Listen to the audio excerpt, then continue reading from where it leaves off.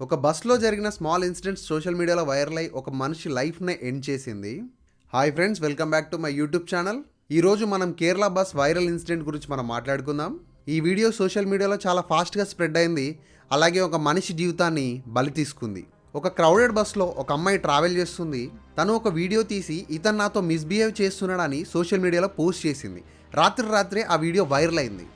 ఆ వీడియోలో మనం చూస్తే బస్ ఫుల్ రష్గా ఉంది, అలాగే స్పేస్ కూడా లేదు. ఆ పర్సన్ మూమెంట్ ఇంటర్నలా మరి యాక్సిడెంటల్గా జరిగిందా అనేది క్లియర్గా మనకు ఆ వీడియోలో కనిపించడం లేదు. కానీ ఆ వీడియో అప్లోడ్ చేసిన వెంటనే సోషల్ మీడియాలో వైరల్ అయిపోయింది. సోషల్ మీడియాలో జడ్జ్మెంట్ రోల్ స్టార్ట్ అయిపోయింది.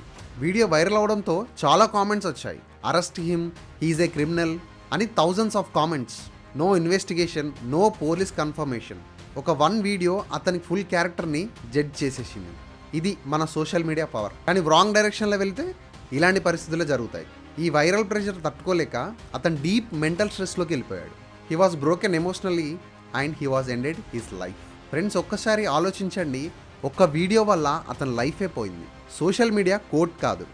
ఎలిగేషన్ ఉంది అంటే కంపల్సరీగా ఇన్వెస్టిగేషన్ జరగాలి.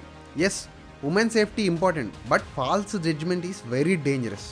రెండు సైడ్స్ న్యాయం జరగాలి. ఇన్స్టాంట్గా ఆన్లైన్ పనిష్మెంట్ కాదు. నెక్స్ట్ టైం మీరు ఏదైనా వైరల్ వీడియో చూస్తే ఇమ్మీడియట్గా షేర్ చేయకండి.